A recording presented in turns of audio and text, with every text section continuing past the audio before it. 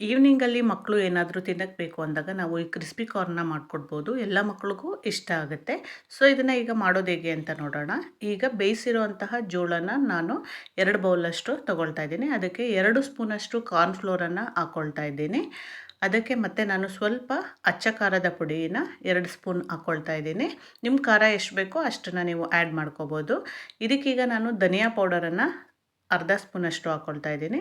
ಅದರ ಜೊತೆಗೆ ಹಾಗೆ ಪೆಪ್ಪರ್ ಪೌಡರ್ ಒಂದು ಅರ್ಧ ಸ್ಪೂನಷ್ಟು ಪೆಪ್ಪರ್ ಪೌಡರ್, ಹಾಗೆ ಗರಂ ಮಸಾಲನೂ ಕೂಡ ನಾನು ಇದ್ರ ಜೊತೆ ಆ್ಯಡ್ ಮಾಡ್ಕೊಳ್ತಾ ಇದ್ದೀನಿ.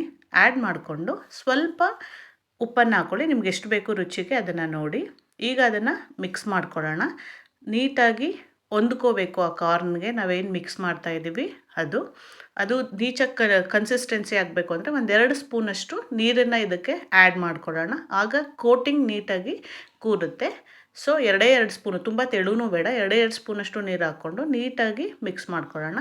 ಈಗ ಒಂದು ಪ್ಯಾನನ್ನು ಇಟ್ಕೊಂಡು ಎಣ್ಣೆನ ಕಾಯೋದಕ್ಕೆ ಇಟ್ಟು, ಎಣ್ಣೆ ಕಾದ ನಂತರ ನೀವೇನು ಮಿಕ್ಸ್ ಮಾಡ್ಕೊಂಡಿದ್ದೀರಾ ಆ ಮಿಶ್ರಣನ ಉದುರಾಗಿ ಆ ಎಣ್ಣೆಗೆ ಬಿಡ್ತಾ ಬರೋಣ. ನೋಡಿ, ಈಗ ನೀಟಾಗಿ ಸ್ಪ್ರೆಡ್ ಮಾಡ್ತಾ ನಾವು ಆ ಕಾರ್ನ ಬಿಡೋಣ.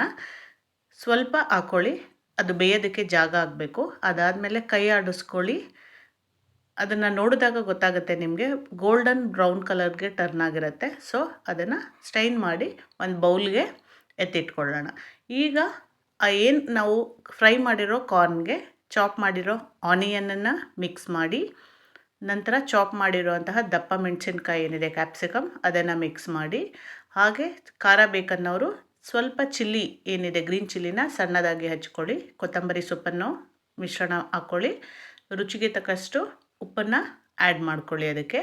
ಹಾಗೆ ಲೆಮನ್ ಏನಿದೆ ಅದು ಸ್ವಲ್ಪ ಲೆಮನ್ ಇಟ್ಕೊಳ್ಳಿ. ಹುಳಿ ಇದ್ದಷ್ಟು ಯಾರು ಇಷ್ಟಪಡ್ತಾರೆ ಜಾಸ್ತಿ ಲೆಮನ್ ಬೇಕಾದರೂ ಯೂಸ್ ಮಾಡ್ಕೋಬೋದು.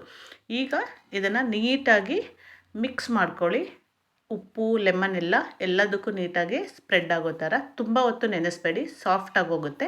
ಬೇಗ ಮಿಶ್ರಣ ಮಾಡಿ ಈಗ ಇದನ್ನು ನಿಮ್ಮ ಮಕ್ಕಳಿಗೆ ಸವಿಯಲು ಕೊಡಿ. ಈ ವಿಡಿಯೋ ನಿಮಗೆ ಇಷ್ಟ ಆಗಿದ್ದಲ್ಲಿ ಸಬ್ಸ್ಕ್ರೈಬ್ ಮಾಡಿ, ಲೈಕ್ ಮಾಡಿ.